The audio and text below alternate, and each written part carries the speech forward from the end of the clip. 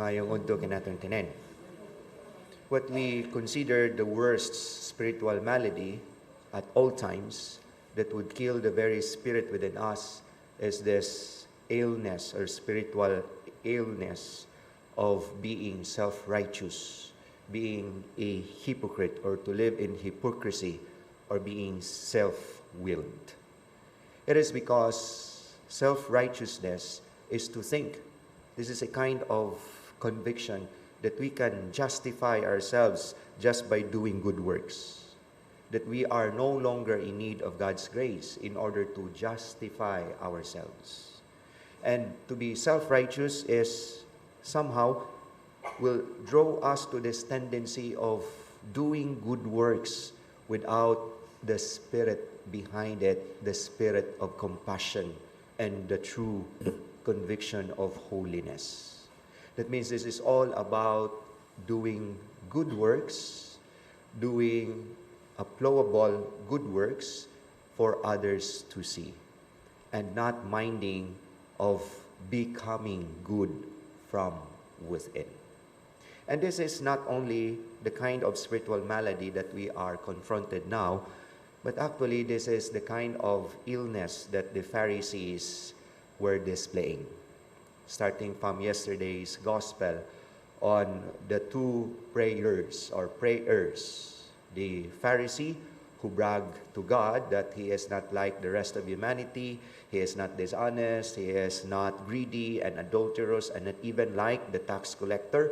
He paid tithes and he is fasting every week, and yet he ended up not being justified because he is self-righteous.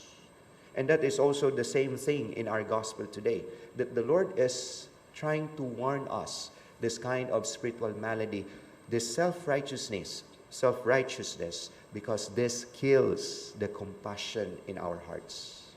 If we are self-righteous, we think that we can justify ourselves just by our good works without relying on God's grace, then we are self-willed. We are no longer, little by little, are not capable of compassion and love.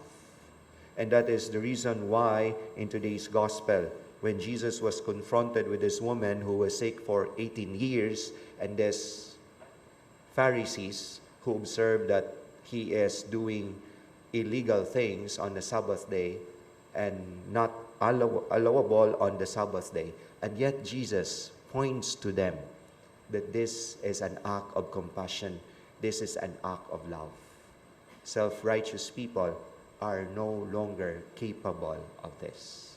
Then therefore we continue to believe that not by our own good works that we are justified, it is by God's. It is only the kind of attitude to be humble, just like the attitude of the tax collector in yesterday's gospel, by stating only one thing: "O God, have mercy on me, a sinner." A statement of humility, a statement of nothingness before God, a statement that we are always in need of God's mercy and always in need of Him at all times in our life. And this kind of virtue brews a kind of spiritual maturity where the illness of self-righteousness kills the compassion and the spirit from within. Amen.